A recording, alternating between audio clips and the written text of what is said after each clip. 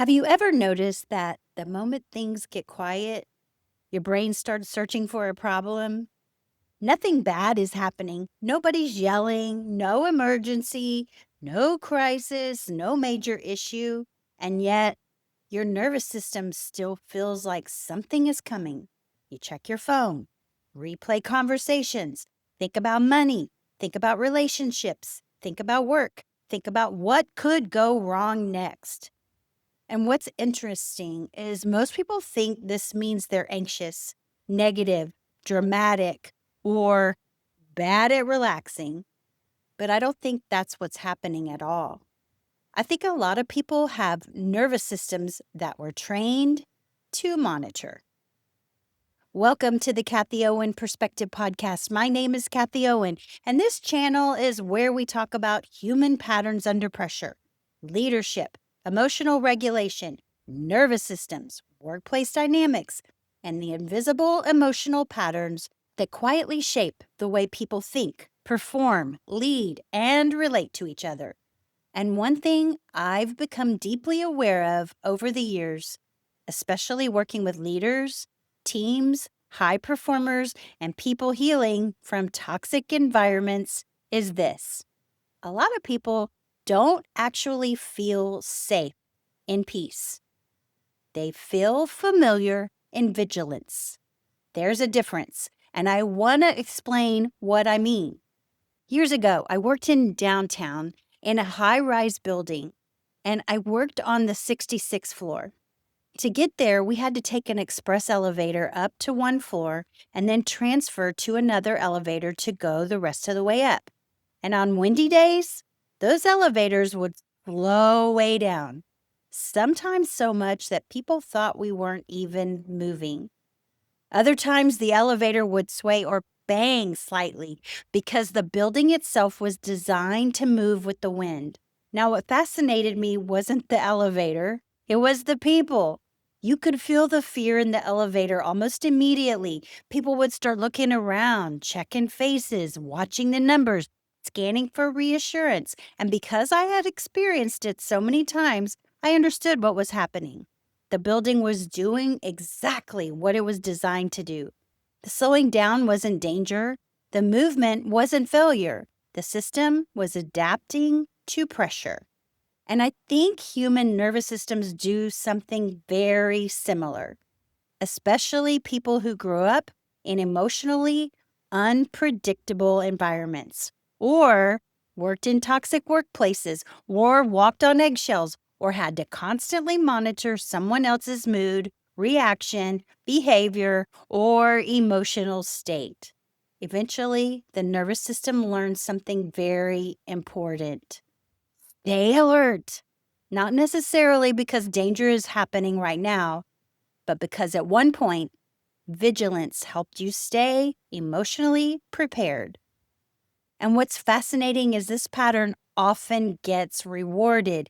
These people become highly observant, responsible, emotionally intelligent, prepared, productive, high functioning. But underneath it all, their nervous system is still scanning, still monitoring, still anticipating, still trying to feel the emotional weather of the room.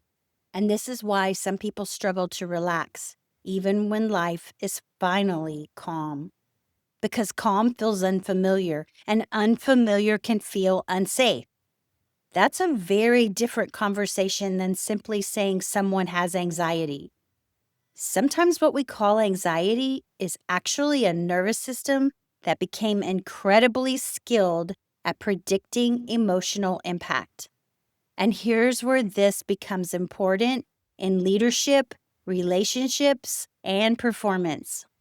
Hypervigilance is exhausting, very exhausting.